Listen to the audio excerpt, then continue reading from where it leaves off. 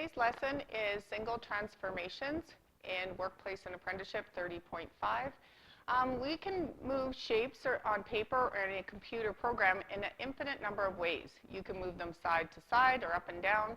You can spin them around or make a mirror image. You can even reproduce the shapes in a smaller or larger size. These movements are called transformations.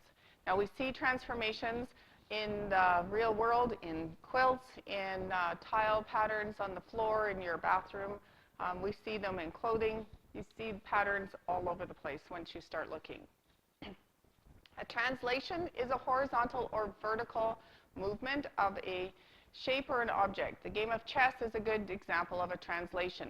Pieces move from square to square, either up, down, left, or right.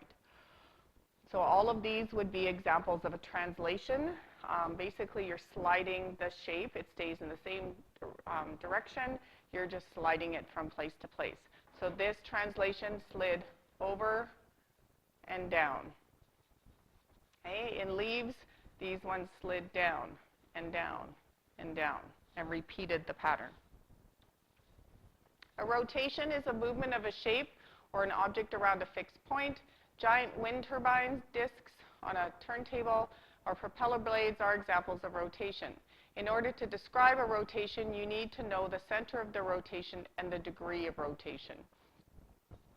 The degree means how far did this point move. So in this case, it moved 90 degrees. And you can tell that because this is the original line, this is the new line, and it creates a 90-degree angle. Light bouncing off water or metal or a view in a mirror, these are examples of reflections. A reflection creates an identical reversed image of a shape or object over the line of symmetry. Every point on the original image and the corresponding points on the reflected image are the same distance away from the line of symmetry. Okay? Water creates, for example, a bridge here, and then the line of symmetry would be the water and a bridge here. The building is reflected above in the arch and below in the water. Okay, so a line of symmetry is going to have a line, and then B, and what we call B prime, its reflection, are the same distance away from that line. Objects can be transformed by dilation, which is an enlargement or reduction of a shape or object. The change in size is determined by the scale factor by which each dimension is multiplied. The original shape and the dilated shape are similar figures. In order to calculate the dilation, you need to know the scale factor. So this guy is the original, and we multiplied him by certain scale factor to make the new one, which is called the dilation, or the scale drawing. You can also go smaller. So this one is the original, and you've done a reduction to make that dilation.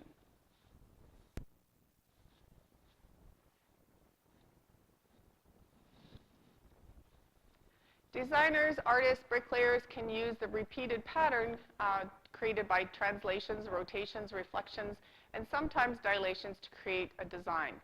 When shapes fit seamlessly together, like a tile floor, the patterns are called tessellations. Example 1. In a renewable resource, wood is a renewable resource if forests are managed appropriately. Forestry companies practice responsible logging by carefully planning the location of cutting sites, for example, by avoiding logging near streams. Supervisor for an active logging site takes and he wants an area cleared. He needs his crew and machinery to move to another site. Look at the map. And we're going to translate D 15 to 15.4. Okay, so right now, 0, 0 is right here. So let's figure out where 15 or D is. It's at 1, 2, 3, 4, 5, 6, 1, 2. So it's at 6, 2. We want it to go to 15.4. So 15's up here, and 1, 2, 3, 4. This is now D prime. We have to move the other 3 vertices to keep the shape exactly the same. So what we figure out is how far did we move. We moved 1, 2, 3, 4, 5, 6, 8, 9 right, and 2 up. Okay, we move 9 right, 2 up. So this is 15, 4. We can also determine that from the 2 coordinates. So from 6 to 15, both x values, we went 9 to the right. Because this number is getting bigger, it's positive. Y values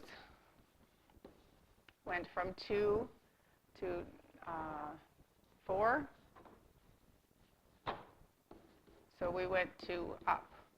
Okay, so you can put it on a grid and count, but you can also figure out how far you've moved by looking at the coordinates. All right, so we need to move the other coordinates. So 1, 2, and 2. So C is 2 and 2. So let's figure out where C would go in 2 different ways. So this is C. Okay, so we have to move 9 right.